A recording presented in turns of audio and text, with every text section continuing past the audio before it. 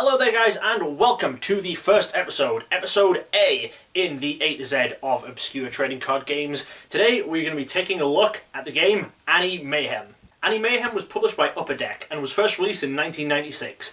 The concept behind the game was that multiple anime properties would all come together to form one large card game. This was a concept that found a lot more success later with things such as the Marvel and DC Versus system. It didn't have too much success here. During its run, Ani-Mayhem had 3 sets released, very confusingly named Set 0, Set 1, and Set 2. Set 0 pulled from the animes Bubblegum Crisis, El Hazard, Ranma 1/2, and Tenchi Muyo, and had 306 cards. Set 1 pulled from Armitage 3, Dominion Tank Police, Oh My Goddess, Phantom Quest, and Project Echo, and had 220 cards. And finally, Set 2 was a 242 card release that focused solely on Dragon Ball Z. There were also a total of 32 promotional cards released for the game during its lifetime. 20 of these were included in a demo deck, which coincided with Set 1, and the others were released in magazines and DVDs and other releases to do with the animes that the game was based on. Now, even right from the beginning, there were a lot of problems when coming to play Ani-Mayhem. The game's terminology wasn't spelled out correctly, it was really confusing, and people were just not able to figure it out going straight from the rulebook. Things got even worse by the time Set 2 came out, because the cards in that were so overpowered compared to the cards in Set 0 and Set 1 that it was almost impossible to play the game with them all together, because all the cards from Set 2 just completely dominated everything earlier. Now, while other games have had these issues and been able to power through and move on and sort the game out, they spelled the death for Ani-Mayhem. While the game still does have somewhat of a cult following online, there hasn't been anything produced for it in over 20 years. So now that we've had a quick look at the history of Ani-Mayhem, let's open up some starter decks and see how the game plays. Alright, so what I've got here is I have 2 Ani-Mayhem Set 0 starter decks. We're going to open them up. I haven't really looked into the rules or anything beforehand because I want to try and get the genuine experience if you're picking it up for the first time just using the rulebook within the box. It's probably not going to go well, as I mentioned earlier, but we'll see. So these have 75 cards. There are 48 commons, 23 uncommon, 3 rares, and then 1 rulebook for Ani-Mayhem Limited Edition Set 0. So I'm guessing they are at least semi-randomized. I don't think it's a fixed 75, but we'll see. So we're going to take a starter deck each and we'll play with those, and then we'll open the boosters afterwards. I don't think we're going to get far enough in to start adding boosters just yet. Alright.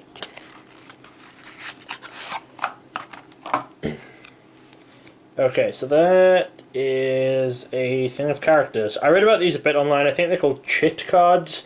I don't know yet what they do. Okay, and then here we have the deck. Let's take a quick flick through.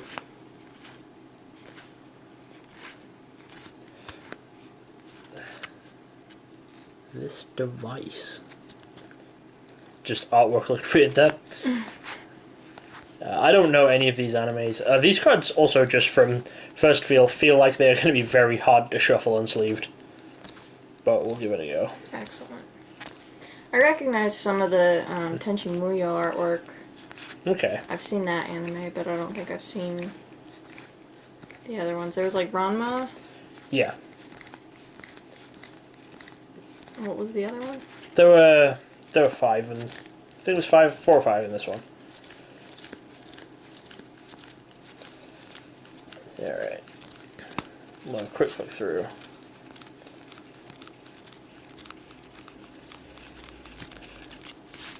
Okay. And we'll take a look at the rulebook. Alright, oops, so we have the rulebook here. That's upside down. Yeah, okay. There are 6 kinds of cards. Combat, characters, items, power, disaster, and location.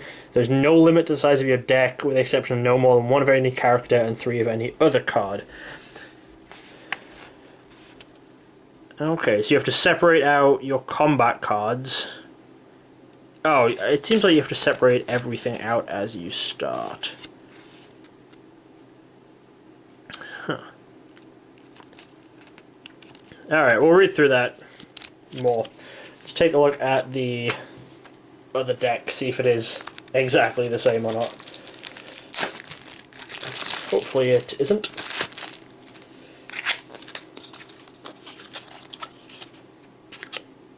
Let me just check. Do these have a way of distinguishing them on the back? Oh, yeah, the backs of the cards are different. Weird. So I'm guessing that's how you separate the sections of the deck. Okay. So I think that's a different chip card, and yeah, this looks like it is a different deck, so that's good. Cool.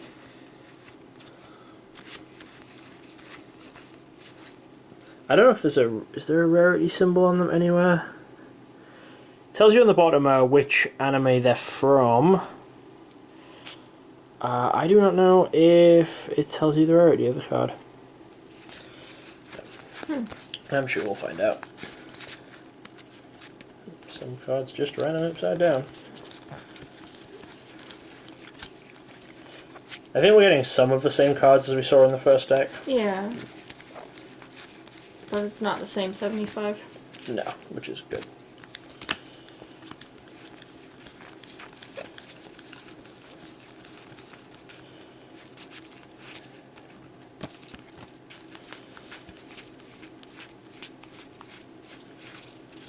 Some cards upside down still.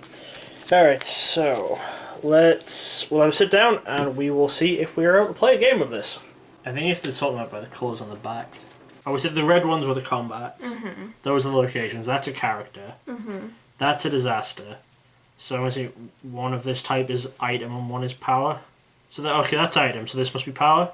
Yeah. So what's this cube? Alright, so I think mine are separated. So we've got red backs are combat. Mm-hmm. Green backs are locations. These purple ones are characters. The ones with the D's are disasters. The ones that say items are items, and the rest must be power. Okay. Oh wait, so I need to have disasters separate too? I think so. Yeah, just it's the power cards alone start as the draw pile. Alright, so are you starting to set up? Yeah, I'm trying to at least. Okay, so shuffle combat cards and then put them in a face down pile. Choose up to 6 character cards. Any other character cards you want, you must include in your draw pile. Well, I only got 5 characters. How many did you get? More than 5. These are my 6, and then So I you have got 4 extras. So you got 10? Yeah. Alright, okay. Shuffle your power cards, start as a draw pile. Use as many as you want, and then draw 7. Alright. Alright, so take my hand of 7. Put the draw pile over there. Choose 7 items. Set them face down in a row in front of you. Yeah, well, I've got 8 items, so I'll just pick the first 7, I guess. So set these items face down in a row.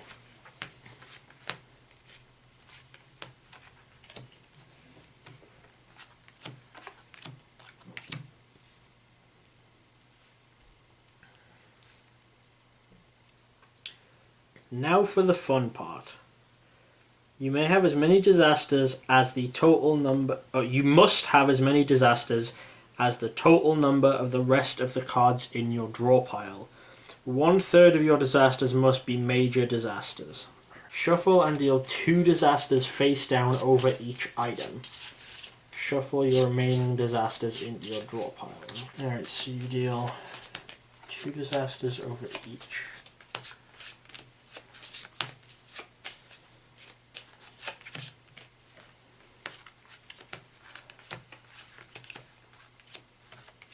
And I don't have any more disasters. That can't be right, can it? It doesn't make any sense that there would just be less disasters than I need. Okay, then lay 1 location face up over each item disaster pile. Remember, you'll need characters with specific skills to scavenge each location. You can play with any number of locations, but we found 7 per player works best. We suggest using only 5 each for a game with more than 4 players. So do we get to pick that? I doubt if we're doing it face up? I'm just gonna randomly place them. That's also really confusing because it says we have to... It told us we had to use 7 items, and it says we have to have 1 location over each item pile. But then it says to and then only it use says, 5 for... Yeah, alright. Well, I don't know. So I'm guessing this is my character pile, and then that's my draw pile. Going by this weird little diagram. This is the diagram that we are currently looking at to try and figure out what is going on. Yeah, so this is my hand here. I guess characters? I think these little faces are characters. So what's next to the draw pile? Okay, so the sad face is no, the happy face is your hand. And then the sad face is combat cards. But there's not a sad face on the 2-player game. No. Let's play with our hands face up because this can only get more confusing. Okay. Each turn is divided into the following phases. Equip.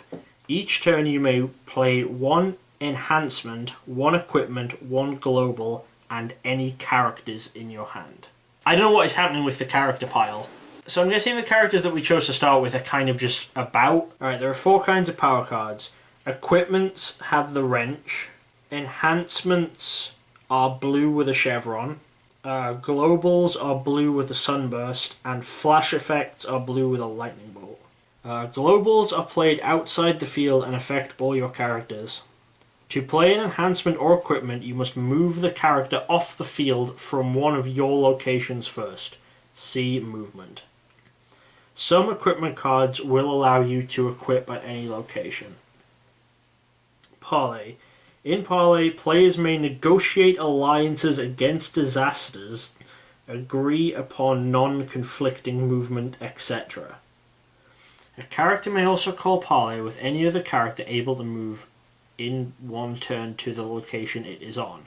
If the target accepts, each character makes a demand to which the others must agree. If the target refuses, the parleyer can wage a charm battle.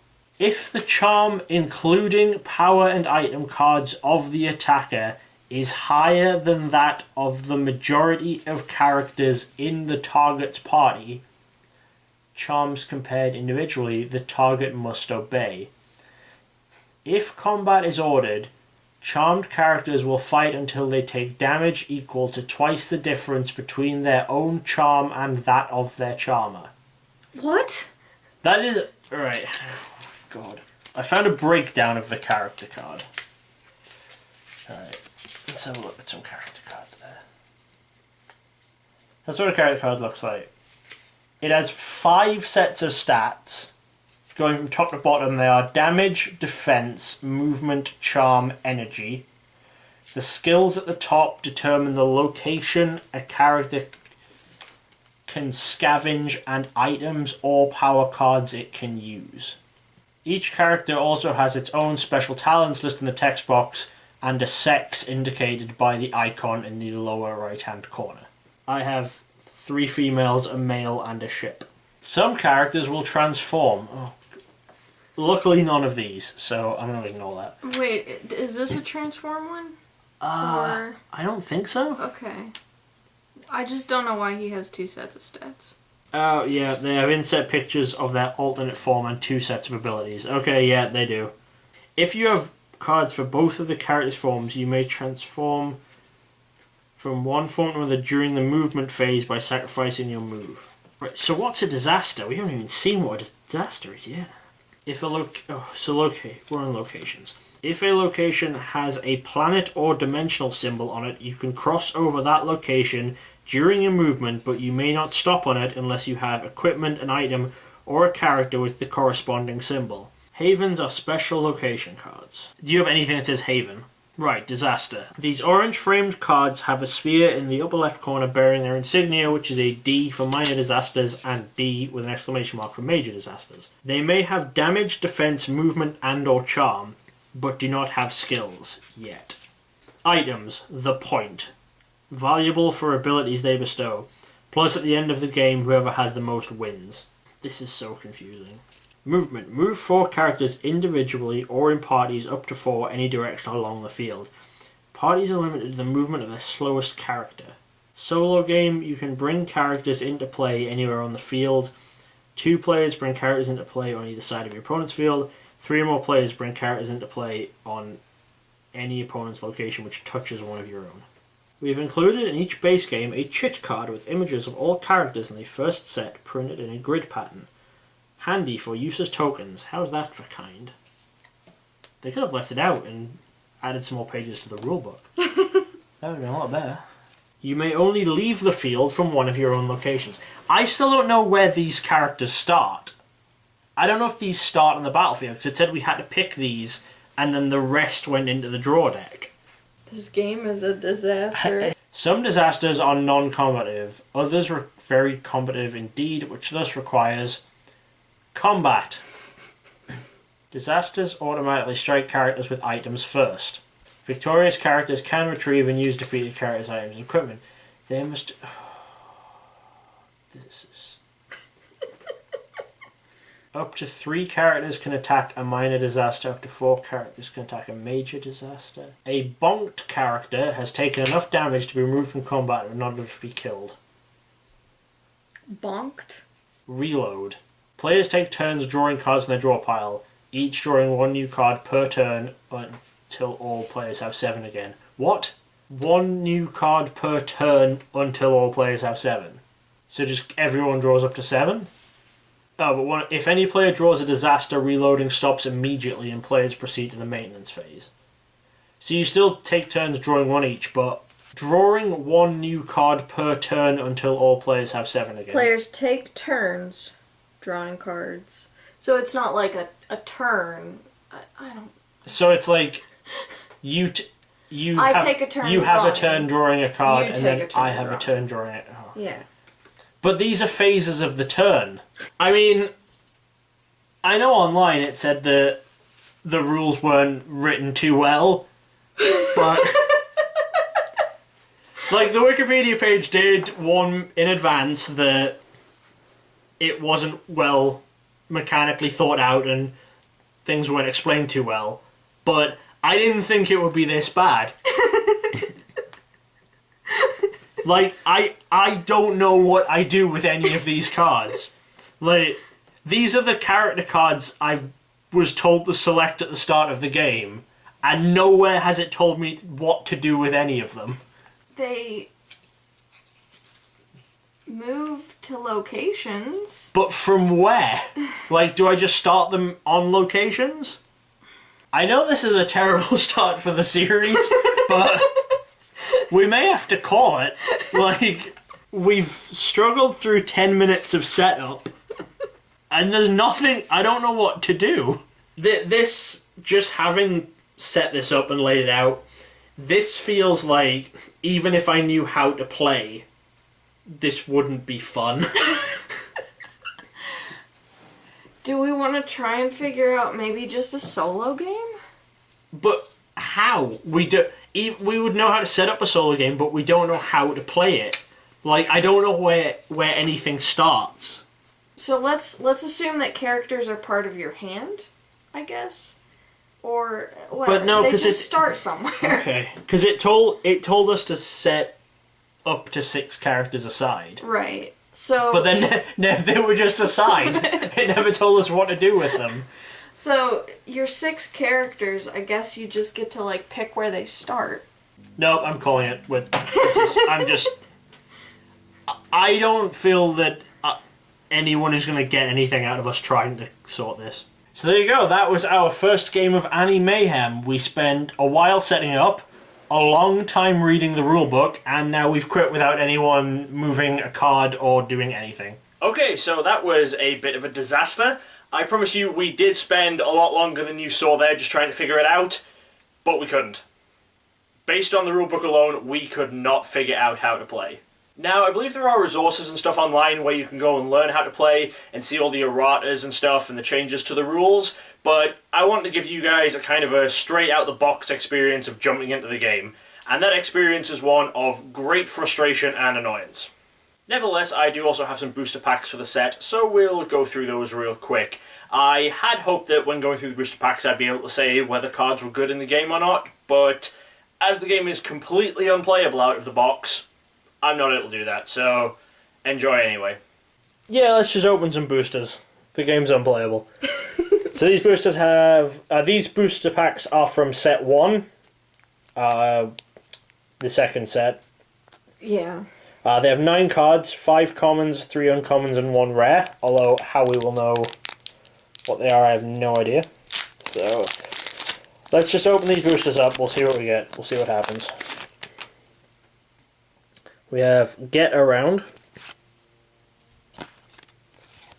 Interrogation, Julian Pluto Moore, Robot Guard, Getting Dressed, and Ninja Defense. Is that a combat card? I don't know. They're like Memory Bank 10 Room, Don't Move, Toss and Distraction, and Blown Main CPV or CPU, probably CPU. I can't tell from that font. Is this? That one might be there, being at the end of the pack, but could be anything. Yeah, I don't think there's a way to tell. Okay.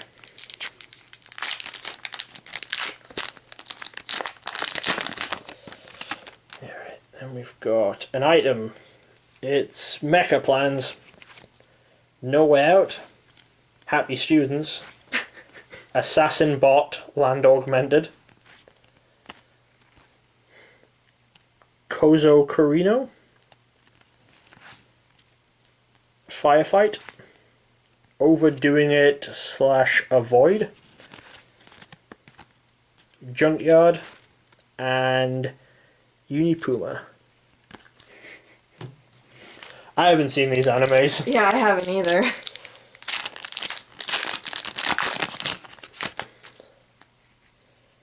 We have Swamp Boat, Startled / Pretty Lady, an item, Seiko Kotobuki, Security Camera, which isn't an item, Max 5000, Screw Kick / Comfy, Ross Syllabus, Iyaka Kisaragi, and Emergency Stop. Any of these cards could be worth any amount of money, and we'd never know. No. I haven't seen anything that has been particularly wowing. Yeah. Patiently Waiting, Eddie, Charged Up / Ogle, item, Project Greenpeace. How's that an item? I don't know. Runaway Elevator, Falling I-Beam, Surprised / Blind Throw, Biko Daitakuji, Call to Arms / Accost.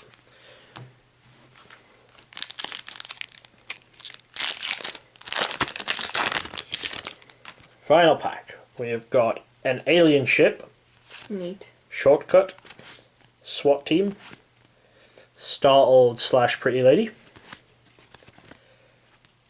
Three-Way Rumble, Wake Up Call, Graviton High School for Girls, Okay.